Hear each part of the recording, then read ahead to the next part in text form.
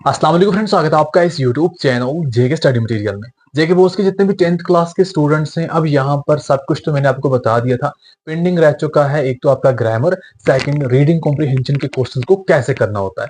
तो ये टोटल आपके बनते हैं 25 मार्क्स, रीडिंग कॉम्प्रिहेंशन 15 मार्क्स का और ग्रामर आपका 10 मार्क्स का। अब यहाँ पर मैं आपको ये सब कुछ सिखाऊंगा, रीडिंग कॉम्प्रिहेंशन एग्जाम में कैसे करना है, ग्रामर को कैसे करना है। आपके ये 25 मार्क्स भी कंप्लीट हो जाएंगे। दिन को मैंने यहाँ पर राइटिंग स्किल के 25 मार्क्स भी सिखा दिए थे और कल मैंने जो आपको टेक्सचुअल क्वेश्चंस आते हैं वो भी मैंने आपको बता दिए थे। तो अब यहाँ पर इस वीडियो के बाद आपका सब कुछ कंप्लीट हो जाएगा और कल के पेपर के लिए बेस्ट ऑफ लक। पहले जो आपका रीडिंग कॉम्प्रिहेंशन है, पहला सेक्शन ए, वो मैं आपको यहाँ पर बताता हूँ, जो टोटल आपको 15 मार्क्स का बनता है। अब यहाँ पर किस तरीके से कैसे क्वेश्चन पूछे जाते हैं। देखो, आपको जो यहाँ पर क्वेश्चन होते हैं, इसमें पहला क्वेश्चन आपको पोएम से पूछा जाता है। किसी भी पोएम का जो आपकी टेक्स्ट बुक में है थोड़ा बहुत हिस्सा दिया जाता है, फिर आपको यहाँ पर ऊपर से फिर देख कर मतलब आपने आंसर्स करने होते हैं। यहाँ पर क्वेश्चंस डिफरेंट होते हैं। कभी कोई ऐसा क्वेश्चन भी होता है कि आपने बताना है ये जो ऊपर थोड़ा बहुत दिया है पैसेज किस पोएम से दिया गया है। इसका मतलब ये है कि आपने सब कुछ देख के रखना है कौन सी पोएम है एंड कौन कौन सब किस पोएम को लिखने वाला कौन बंदा है। जैसा कि अगर आप इसको समझोगे, इसको देखोगे, आपको समझ आ जाएगा ये जो है ये है the tale of Custard the dragon, इस पोइम से लिया गया है ये वाला। अब आपने ये ऑलरेडी ये पोइम पढ़ी होगी, हाँ किसके बारे में बात हो रही है, क्या कुछ बात हो रही है, तो अब इजीली आप आंसर इसका कर पाओगे। जैसा कि पहले ऊपर आपने देखी पैसेज, अब यहाँ पर नीचे आंसर करना स्टार्ट किया। जैसा यहाँ पर ये प्रीवियस ईयर क्वेश्चन पेपर से मैंने क्वेश्चन लिया।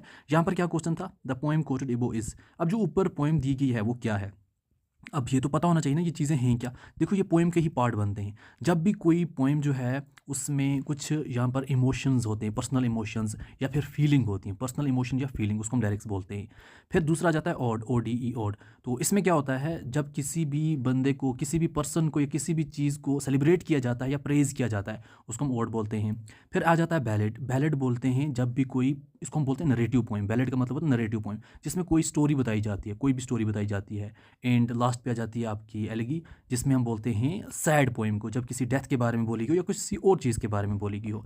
अब यहाँ पर आपने ये चीज़ अब समझी, ये क्या है, ये जो है ये क्या है, ये तो सिंपली नरेटिव पोएम है। इसमें कुछ स्टोरी बताई गई है ड्रैगन के बारे में, ये वो, तो इसका मतलब ये नरेटिव है, नरेटिव बोलते हैं बैलेड को। हमारा ऑप्शन सी करेक्ट आंसर है। फिर हमें नेक्स्ट क्वेश्चन पूछ जाता है, who are called ink and blink in the poem. तो हमारी ये जो पोएम है इसमें इंक और ब्लिंक किसको बोला जाता है। अब ये आपको कैसे पता चलेगा, पोएम में ही तो ही मेंशन है ना। आपको यहाँ पर जब आप देखोगे इंक और ब्लिंक कहाँ पे है, ये आपकी इंक है और ये आपकी ब्लिंक है। अब जो हमारी क्या है ब्लैक किटन, इसको क्या बोला जाता है, इंक, और हमारा जो ग्रे माउस है उसको क्या बोला जाता है, ब्लिंक। तो आपने आंसर लिख लिया, ब्लैक किटन को इंक और ग्रे माउस को ब्लिंक बोला जाता है। ये भी आपका हो गया। The dash dash is labelled as covid by Binda. तो ब्लिंडा ने कोविड किसको बोला, तो इसका आंसर क्या बन जाता है, जब आप यहाँ पर देखो, but the dragon was a Covid, किसको बोला, ड्रैगन को, तो यहाँ पर ड्रैगन आ जाएगा, इसने ड्रैगन को ये लेबल दिया। फिर यहाँ पर नेक्स्ट आ जाता है, the yellow dog was sharp as mustard. तो जो हमारा येलो डॉग है वो कैसा है, शार्प एज मस्टर्ड है। अब यहाँ पर ये पूछा जाता है यहाँ पर कौन सी पोइटिक डिवाइस लगती है, ये जो लाइन है इस लाइन में कौन सी पोइटिक डिवाइस यूज़ हो रही है। अब यहाँ पर मैं आपको तीन जो भी चार हमारी हैं सभी में एक्सप्लेन करके बता दूंगा, तो आप इजीली इसका आंसर दे पाओगे। पहले मैं आपको सिंपली एक्सप्लेन करता हूँ ये हैं क्या क्या। जैसा कि अगर हमें यहाँ पर पर्सोनिफिकेशन के बारे में बोला गया है, इसका मतलब क्या बनता है, पर्सोनिफिकेशन का मतलब होता है जब हम ह्यूमन क्वालिटीज़ जो हैं वो नॉन ह्यूमन को दें। फॉर एग्जांपल हम टेबल के बारे में बोलें, टेबल के अंदर इतनी ताकत है, ताकत इंसान के अंदर होती है, या फिर टेबल इतना ज़हीन है, तो हम ह्यूमन वाली क्वालिटीज़ एक नॉन लिविंग थिंग को जब देते हैं उसको पर्सोनिफिकेशन बोला जाता है। फिर हमारा पुन आ जाता है, इसको हम बोलते हैं जब हमारी जो पोइम होती है वो एक किस्म की वर्ड्स के साथ उसका प्ले हो, मतलब जो वो डिफरेंट तरीके से वर्ड दिए जाएं, जैसे गेम चल रही है, उसको हम ये बोलते हैं। फिर हमारी सिमली आ जाती है। सिमली का मतलब क्या बनता है, सिमली का मतलब होता है किसी को हम इनडायरेक्ट कंपेयर करते हैं, इनडायरेक्ट कंपेयर करने को सिमली बोलते हैं। और सिमली में हमें लाइक और एज यूज़ होता है। जैसा कि मैं बोलूँ, वो, जैसा मैं एग्जाम्पल देता हूँ, वो शेर की तरह है, इसको हमने बोला इनडायरेक्ट कंपैरिजन। हमने बोला वो शेर की तरह है, ये हो गया इनडायरेक्ट कंपैरिजन। इसमें हमें लाइक और एज यूज़ होता है। या फिर हम अगर ऐसे ही बोलें, her smile, her smile like, ये बीच में आ गया द मॉर्निंग सन। तो उसकी स्माइल जो है वो मॉर्निंग सन की तरह है, जैसे मॉर्निंग सन अब जम पर चमकता है। तो अब यहाँ पर क्या हुआ, हमने डायरेक्ट कंपेयर नहीं किया, इनडायरेक्ट कंपेयर किया। उसकी स्माइल सन की मतलब मॉर्निंग के सन की तरह है। जब हम इनडायरेक्ट कंपेयर करते हैं, या तो यहाँ पर लाइक यूज़ होता है या एज यूज़ होता है, उसको हम सिम्पली बोलते हैं। फिर मेटाफर आ जाता है डायरेक्ट कंपेयर करना। जैसा कि मैं बोलूँ वो शेर है, वो चीता है, वो बालू है, डायरेक्ट बोल देना, किसी इंसान को हम डायरेक्ट कंपेयर करें उसको मेटाफर बोलते हैं। अब अगर हम ये देखें यहाँ पे क्या है, येलो डॉग जो है वाज शार्प एज मस्टर्ड, तो यहाँ पर जो है वो इनडायरेक्ट कंपेरिजन किया है, उसको हम सिम्पली बोलते हैं, सिम्पली हमारा करेक्ट आंसर आ जाएगा। इस तरीके से हमने यहाँ पर रीडिंग कॉम्प्रिहेंशन को समझना है, देखना है। नेक्स्ट हमारा क्वेश्चन आ जाता है कि इसमें राइम जो है वो कौन सी यूज़ हुई है इस पोएम में, जो ऊपर पोएम है। अगर हम देखें कौन सी राइम यूज़ हुई है, थोड़ा समझना है बेसिक, तो हमने फिर आंसर बताना है। राइम हमारा क्या होता है, जैसा कि जो एंड के हमारे साउंड होते हैं ना उसको हम राइम बोलते हैं। देखो हाउस माउस, ये क्या हुआ, सेम सेम हुआ ना, हाउस हाउस माउस दोनों सेम सेम है, तो हम इसको बोलेंगे ए। तो वैगन ड्रैगन बी, ये सेम सेम ए बन गए, ये सेम सेम बी बन गए। इंक ब्लिंक सेम सेम ए, मस्टर्ड कस्टर्ड बी। तो यहाँ पर जो अब यहाँ पर यूज़ हुआ है राइम, वो यूज़ हुआ है A B, option B correct answer. अगर यहाँ पर सिंपली पहली लाइन में होता हाउस, फिर होता वैगन, फिर होता माउस, फिर होता ड्रैगन, इसको हम बोलते ए बी। बट यहाँ पर दो सेम हैं ए, ये दो सेम हैं बी। कोई भी ऐसी पोएम हो ताकि आप इजीली आंसर कर पाओ, इसलिए मैं आपको पूरा एक्सप्लेन करके बता रहा हूँ।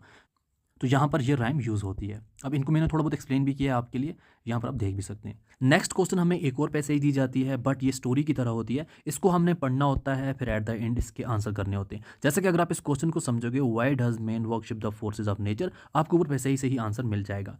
जब यहाँ पर आप देखोगे, मैंने थोड़ा हाईलाइट किया है ताकि ज़्यादा टाइम ना लगे, यहाँ से लेकर यहाँ तक पढ़ोगे तो यहाँ पर आ जाएगा elevate and liberate the human spirit and mind, ये आ जाएगा elevate and liberate the human spirit and mind. Option B इसका करेक्ट आंसर है, यहाँ पे हमें मिल गया ऑप्शन बी बिल्कुल। फिर सेकंड क्वेश्चन हमारे पास आ जाता है, which of the following statement is true, इनमें से कौन सी स्टेटमेंट ट्रू है, ये है, ये है, ये है, ये है। तो अब यहाँ पर हमें इसका करेक्ट आंसर क्या मिलेगा, इसका करेक्ट आंसर भी हमें इसी के बीच में मिलेगा। जब हम इसको मतलब अच्छे तरीके से स्टडी करेंगे, between external nature and inner self their object was to elevate liberate human spirit and mind. तो इसका जो मेन मीनिंग हमें क्या बनता है जब हम इसको पढ़ेंगे, कि हमें यहाँ पर रिलीजन जो है उससे क्या मिलता है, एक्सटर्नल पीस और हार्मनी मिलती है। जब हम यहाँ पर इस चीज़ को समझेंगे, क्या आ जाता है हमारी डेवलप्ड हार्मनी, एक्सटर्नल नेचर और इनर सेल्फ, तो ये चीज़ें इसमें आ जाती हैं। फिर यहाँ पर क्वेश्चन 3 जो पूछता है, according to the passage science and religion. अब यहाँ पर क्या है, साइंस और रिलीजन क्या है, इस पैसेज को अगर हम पढ़ें, तो यहाँ पर मैंने आपके लिए आंसर निकाला है।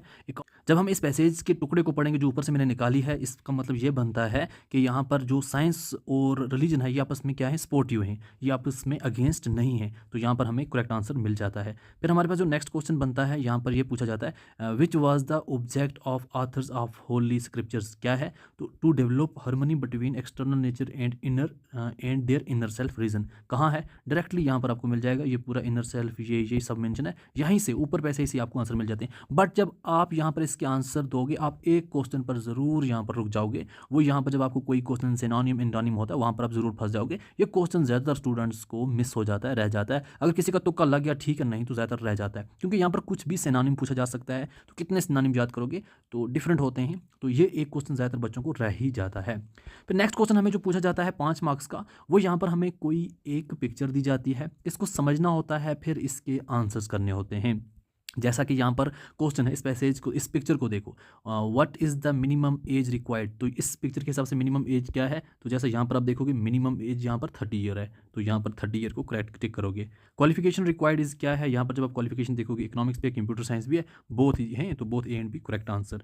फिर बीच में कोई ऐसा क्वेश्चन पूछ जाता है जो यहाँ से नहीं मिलेगा, बट आपको बेसिक पता होना चाहिए, जैसा कि CV जिसको हम रिज्यूम भी बोलते हैं, तो CV की जो फुल फॉर्म है वो क्या बनती है, वो आपको पता होना चाहिए। जो हमारा करिकुलम होता है उसका वितल, ठीक है, करिकुलम वितल ऐसा समथिंग आ जाता है, इसका बन जाता है आंसर।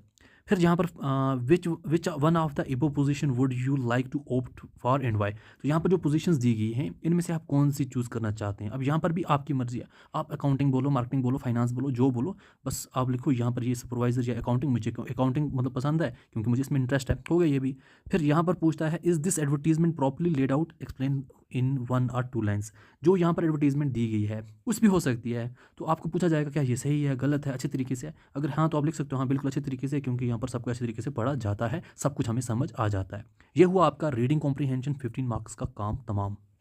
देखो अब नेक्स्ट आ जाता है ग्रामर, जो आपको 10 मार्क्स का है। अब यहाँ पर ग्रामर के रूल तो मैं आपको नहीं सिखाऊंगा, बट थोड़ी बहुत ट्रिक्स बताऊंगा, जिन ट्रिक्स को इस्तेमाल करके आप कल पेपर में कुछ ना कुछ हासिल कर सकते हो।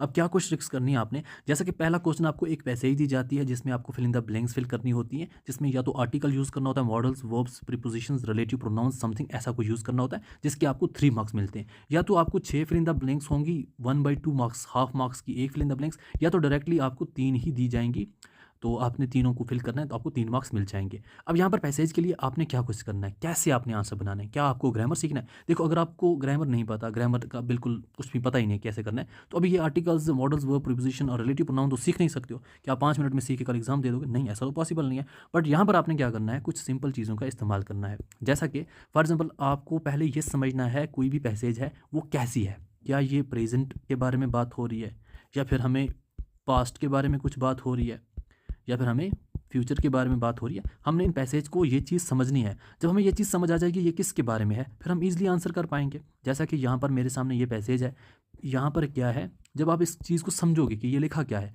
During my last summer break, इसका मतलब है ये पास्ट की बात कर रहा है, मेरे मतलब जो पिछले साल की समर ब्रेक थी उसके बारे में। अब आपको जो भी यहाँ पर आएंगे सिंपली इनको आपने पास्ट बना देना है, क्योंकि पिछले साल की बात कर रहे हो तो पिछले साल की अभी आप बात करें तो वहाँ पर पास्ट वर्ड यूज़ करोगे ना। तो जैसा गो है, गो की जगह आप वेंट यूज़ कर सकते हो। यहाँ पर आपको बी की जगह आप, जैसा कि एम इज़ आर होता है तो यहाँ पर, और इसका पास्ट जो है वाज होता है, इन यहाँ पर आप वाज यूज़ कर सकते हो, इस बी की जगह वाज यूज़ कर सकते हो। डू नॉट की जगह डिड नॉट यूज़ कर सकते हो, क्योंकि बात अगर पास्ट की हो रही है सबको पास्ट बना देना है। ऐसे अगर आप यहाँ पर भी देखोगे, यहाँ भी बात जो है पास्ट की हो रही है तो आपने सबको पास्ट बना देना है। लुक को लुक्ड, एंड ही कैच को कैच कॉट, जैसा यहाँ पर है, एंड क्लाइंब को क्लाइंब्ड, सब पास्ट बन गए हमारे। तो ये आपने थोड़ी बहुत ट्रिक यूज़ करनी है। जैसा कि ये रेनी डे है तो इट वाज, जब यहाँ पर स्टार्ट हो गया पास्ट के बारे में बात, तो यहाँ पर आपने पास्ट से ही काम तमाम कर देना है। फिर आपको कभी बीच में आर्टिकल डालना है, आपने यहाँ पर साउंड समझना है। जब भी आपको कुछ वो यहाँ पर लिखा हुआ है, अल्फ़ाबेट लिखा हुआ है, साउंड समझना है कि इसके साउंड वावल हैं या फिर कॉन्सोनेंट हैं। अगर वावल साउंड है आपको यहाँ पर एन लगेगा जब भी वावल साउंड है। अब आप बोलोगे हमें कैसे पता वावल साउंड ने कैसे हैं, तो सिंपली आप सिंपल इस्तेमाल करो ट्रिक का। अगर आपको जब भी कोई नेक्स्ट वर्ड जो है वो AEIO U से आगे मतलब यूज़ होता है, स्टार्ट होता है, तो आप मतलब 90% चांस होता है यहाँ पर ए नहीं लगेगा, बट हमेशा नहीं लगता, बट 90% चांस होता है आप यहाँ पर एन लगेगा। बाकी पास्ट की बात हो रही है उसको आप पास्ट बनाते जाओ। जैसा गैदर है, वे आर गैदरिंग, एंड यहाँ पर मॉडल यूज़ करने आपको, तो यहाँ पर आ जाएगा शुड, फिर आपको यहाँ पे प्रीपोजिशन यूज़ करना है, ये हो गया काम तमाम। तो आप सिंपली यहाँ पर क्या कर सकते हो, कोशिश करनी है अगर पास्ट की बात हो रही है तो आपने यहाँ पर मतलब पास्ट ही की इस्तेमाल करने है। अगर वहाँ पर प्रेजेंट दिए हुए, कभी आपको यहाँ पर कुछ और चीज़ें भी दी जाएंगी, जैसा कि ये ग्लोबल वार्मिंग के बारे में बात हो रही है। अब यहाँ पर क्या है, global warming refer to the rising temperature of. अब यहाँ पर आपने क्या यूज़ करना है, आर्टिकल्स। आपको पता है अर्थ, अर्थ के पीछे हमें द ही इस्तेमाल करना है, क्योंकि अर्थ है। मेन चीज़ें जो होती हैं, जैसा कि अगर हमें कोई माउंटेन है, कोई सिटी है, वहाँ पर हम पीछे द ही का इस्तेमाल करेंगे। फिर हमने यहाँ पर समझना है कि चलो जी ये किस हिसाब से हमारी जो वर्डिंग है जा रही है, ज़रूरी नहीं ये आए, तो इस अगर ये भी आए तब भी मैंने यहाँ पर आपके लिए बना के रखा। जैसा कि पहले में आपको द आ जाएगा, यहाँ पर आपने द डाल दिया। फिर आप जैसे सेकंड पे जाओगे यहाँ पर हैज़ इंक्रीज्ड आ जाएगा, फिर आपको इन आ जाएगा, फिर आपको विल आ जाएगा, फिर आपको द आ जाएगा, फिर आपको इन आ जाएगा। यहाँ पर आप पूरा डाल सकते हैं क्या कुछ आएगा, बट आपने सिंपल याद रखना है अगर पास्ट की बात हो रही है तो हम पास्ट ही बना देंगे। बीच में अगर कहीं फ्यूचर की बात चल रही है तो हम उसको फ्यूचर ही बना देंगे, हम विल वगैरह यूज़ कर देंगे ताकि फ्यूचर बन जाए। यहाँ इस ट्रिक का इस्तेमाल करके आप ये वाली पैसेज कर सकते हैं। फिर आपको जब ये पैसेज तो होगी, उसके बाद जो आपको नेक्स्ट आता है ना, हाँ जैसा एक और इसी में पैसेज मैंने एक्स्ट्रा रखी हुई है, ए विजिट टू द जू। अब लास्ट संडे गया बंदा, तो जहाँ गया लास्ट संडे की बात हो रही है तो पास्ट की बात हो रही है। डिसाइड की जगह डिसाइडेड, एंड बी की जगह वाज, SSC की जगह सा, सब हम पास्ट हो गए। ज़्यादातर आपको जो पैसेज आप यहाँ पर आती हैं वो पास्ट की ही आती हैं, तो सबको आपने पास्ट बनाना होता है। थोड़ा बहुत आपने ध्यान रखना इन चीज़ों को। नेक्स्ट जो आपके लिए है वो है 3 मार्क्स का डायरेक्ट टू इनडायरेक्ट स्पीच। अगर आप अपना सिलेबस देखो वहाँ पर लिखा है डायरेक्ट टू इनडायरेक्ट या इनडायरेक्ट टू डायरेक्ट, दोनों आ सकती हैं। बट अगर हम लास्ट कुछ ईयर के क्वेश्चन पेपर देखें, ज़्यादातर आपको डायरेक्ट टू इनडायरेक्ट स्पीच ही पूछी जाती है, यहाँ पर इनडायरेक्ट टू डायरेक्ट ज़्यादातर नहीं पूछी जाती। अब इसके लिए क्या ट्रिक का इस्तेमाल करना है, जैसा कि आपको क्वेश्चन होगा, यहाँ पर इन्वर्टेड कॉमास में कुछ बात लिखी जाएगी, सैड डैश डैश बंदा। फिर यहाँ पर आपको जैसे क्वेश्चन पूछ जाते हैं, दो बातें रखी जाती हैं, जैसा फिर ये, फिर इसने रिप्लाई किया, फिर ये, फिर इसने रिप्लाई किया। देखो डायरेक्ट स्पीच का मतलब होता है हम डायरेक्टली किसी की डायरेक्ट वर्ड जो है वो यहाँ पर कॉपी करें। अब सैड जवेद, जवेद ने क्या बोला, कोई बंदा बोल रहा है कि जवेद ने ये बात बोली, जो बात बोली वही बात उसकी सेम टू सेम उसकी बात यहाँ पर लिख ली, ठीक है। जो बात जवेद ने बोली सेम टू सेम वही बात यहाँ पर हमने इन्वर्टेड कॉमास में रख दी। अब आपने कुछ रूल्स का इस्तेमाल करना, जैसा कि यहाँ पर क्या है, क्वेश्चन मार्क है सैड जवेद, हम यहाँ पर स्टार्ट में जो लिखेंगे ये नहीं लिखेंगे सैड जवेद, क्वेश्चन मार्क है, इसका मतलब जवेद ने पूछा, जवेद आस्क्ड, जवेद ने पूछा, जवेद आस्क्ड। तो पूछा तो आस्क लगेगा क्योंकि उसने यहाँ पर पूछी बात, तो यहाँ पर क्वेश्चन मार्क था। बाकी जो चीज़ें इन्वर्टेड कॉमास में होंगी आपने कुछ चीज़ों का ध्यान रखना है। जो भी हमें यहाँ पर डायरेक्ट स्पीच होगी, जो बातें हमें क्या होंगी इन्वर्टेड कॉमा में होंगी, उनका कुछ थोड़ा बहुत हमने ध्यान रखना है। जैसा कि क्या ध्यान तो इन्वर्टेड कॉमा के अंदर जब कोई बात यहाँ पर प्रेजेंट में दी जाएगी, प्रेजेंट में होगी, प्रेजेंट वाले को आपने पास्ट बना देना है। तो यहाँ पर अगर आपको पास्ट में ही होगी उसको पास्ट में ही रखना है। ये बिल्कुल मैं आपको सिंपल ट्रिक बता रहा हूँ, ठीक है। अगर कहीं बात इन्वर्टेड कॉमा में विल हुआ तो उसको वुड बना देना है, शैल हुआ तो उसको शुड बना देना है, विल बी हुआ तो उसको वुड बी बना देना है। अगर कोई यूनिवर्सल ट्रुथ हुआ उसको वैसा का वैसा रखना है, क्योंकि हम यूनिवर्सल ट्रुथ को पास्ट वगैरह नहीं बनाते, उसको प्रेजेंट रखते हैं। जैसा कि यूनिवर्सल ट्रुथ में क्या होता है, अगर आपको वहाँ पर इन्वर्टेड कॉमा ये रखा हो कि the sun rises in the east, ये तो यूनिवर्सल ट्रुथ है, इसको हम कैसे चेंज करेंगे, ये हमें वैसा का वैसा आएगा। जैसा कि कोई पूछे यहाँ पर इन्वर्टेड कॉमा में लिखा है the sun rises in the east, तो सेड जुवेद, तो हम लिखेंगे Juved asked, same to same फिर वही लिखेंगे the sun rises in the east, क्योंकि जब कोई यूनिवर्सल ट्रुथ हो तो उसको हम चेंज नहीं करते, ठीक है, उसको वैसा का वैसा रखते। बाकी प्रेजेंट वाला पास्ट, पास्ट वाला पास्ट, विल वाला वुड, शैल वाला शुड, विल वाला वुड बन जाएगा। जैसे कि अगर आप थोड़ा बहुत इसको समझो, यहाँ पर क्या हमने किया है, जैसे यहाँ पर इसमें ये भी मैं डिलीट कर देता हूँ। यहाँ पर हमने क्या किया, what if there were two moons, अगर इसकी हम बात करें तो हमने यहाँ पे क्या यहाँ पर क्या किया, if there were two moons, past की बात वेयर था, यहाँ पर भी वेयर लगा, ठीक है, कोई चेंजिंग हमने नहीं की क्योंकि पास्ट था। मैंने आपको क्या बोला था, पास्ट की जगह पास्ट ही रहेगा, वेयर था वेयर ही आया, तो इसमें कोई चेंजिंग हमने नहीं लाई। फिर हमें यहाँ पर ये है what do you mean, what do you mean को अगर आप यहाँ पर देखोगे क्या आएगा, ये देखो व्हाट ही मीन्ट, मीन की जगह मीन्ट आ गया, पास्ट बन गया। तो ऐसे आपने थोड़ा बहुत क्या करना है, बनाना है। ज़रूरी नहीं है कि आपका ये 100% ही परफेक्ट हो, बीच में किसी किसी का 100% होगा। अगर आप थोड़ा बहुत अपना ट्राई भी लगाओगे ना तब भी आपको यहाँ पर मार्क्स मिल ही जाएंगे, बट आपने थोड़ा बहुत ट्राई करना होता है। जैसा कि यहाँ पर आप देखो, my sons said the father and a great treasure lies hidden in the state I am about to leave you, where is it hidden said the sons. अब इंडायरेक्ट स्पीच कैसे बनी, अब यहाँ पर क्या था, अब ये बात को सैड द फादर, अब यहाँ पर इसका मतलब father told his sons that a great treasure lay. अब यहाँ पर हिडन जो है, यहाँ पर हिडन जो है वो हिडन पास्ट था, पास्ट ही रहा। ऐसा ही जो चीज़ें हमें ऐसी थी, आस्क की जगह आस्क्ड हो गया तो पास्ट हमने बना दिया। प्रेजेंट टेंस लाइज की जगह हमने पास्ट ले कर दिया, प्रोनाउन आई की जगह यू कर दिया, इन क्वेश्चंस कन्वर्टेड को हमने रिपोर्टेड क्वेश्चंस कर दिया। जैसा sad the father, ask the father, ऐसा हमने इसको चेंज कर देते हैं इस हिसाब से। The king said is my son dead, the king asked, क्योंकि उसने पूछा, क्वेश्चन मार्क है तो आस्क्ड आ जाएगा। If his son was dead, तो यहाँ पर इस की जगह वाज आ गया, पास्ट बन गया।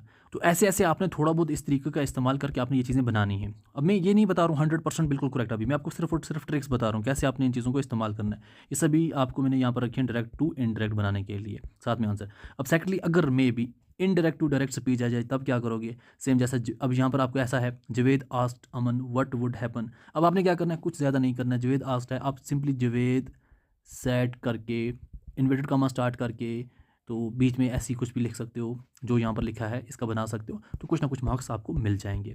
ऐसे ही आपने ये चीज़ करनी होती है। फिर आपको यहाँ पर लास्ट जो है एक और क्वेश्चन पूछा जाता है जिसमें आपको पैसे ही दी जाती है, ये आपको 4 मार्क्स की होती है। टेंसेस, पंक्चुएशंस, आर्टिकल्स, प्रोनाउंस और स्पेलिंग्स वगैरह देखने होते हैं, इनका इस्तेमाल करना होता है। जैसा कि यहाँ पर आपको क्वेश्चन है, dolphin sent killer whales has learned, पहला यहाँ पर इसका मतलब है एक यहाँ पे, एक यहाँ पे, एक यहाँ पे, एक यहाँ पे हमने गलती निकालनी है। अब जैसा हैज़ लर्न था, हमें पैसेज को समझना है ये पास्ट किया, प्रेजेंट किया, फ्यूचर किया, बस उसके बाद हमने वही चीज़ें यहाँ पर डाल देनी है। जैसा कि वेल हैज़ लर्नड हमने हैव लर्न कर दिया, यहाँ पर आर्टिकल लगता तो यहाँ पर ई था, जैसे मैंने आपको बोला 90% चांस यही होता है ई आई ओ यू के मतलब पहले हमें क्या आ जाए, यहाँ पर एन आ जाए। हमेशा हमें साउंड देखना होता है, बट मैं आपको थोड़ा शॉर्टकट के लिए ये बता रहा हूँ। तो हमने एन लगा दिया, ऐसे यहाँ पर ये कुछ और लगा दिया, कुछ और लगा दिया, हमने यहाँ पर इसका बना दिया कुछ ना कुछ। यहाँ पर मैंने रीजंस लिखा है बट अभी रीजंस की ज़रूरत नहीं है। ऐसे हमारे पास कोई इनकरेक्ट पैसेज दी गई है, one day the nawab sent to dash dash his minister and asking, फिर ये अपने फिल करना है him to measure the link. ये इसका आंसर क्या बनता है, one day nawab sent for his minister asked, asking से आस्क्ड आ गया, ये पैसे ही समझनी है, प्रेजेंट किया, पास्ट किया, फ्यूचर किया, उसके बाद वैसी ही चीज़ें हमने यहाँ पर डाल देनी है। जैसे ये प्रीवियस ईयर पेपर से क्वेश्चन दिए गए, इसका मैंने करेक्ट किया हुआ है, ये भी प्रीवियस ईयर से है, ये करेक्ट किया है मैंने, ये भी यहाँ पर आपको क्वेश्चन दिए गए, इसको मैंने करेक्ट किया है। तो कुछ इस तरीके से आपने इन ट्रिक्स का इस्तेमाल करके जो आपका ग्रामर है वो यहाँ पर करना है। जिनको ग्रामर आता है वो अलग बात है, जिनको सिर्फ ट्रिक्स इस्तेमाल करनी है थोड़ा बहुत, ताकि अगर 10 में से 5 भी मिल जाए तो कौन सा यहाँ पर हमें कुछ रह जाता है, मिलने दो।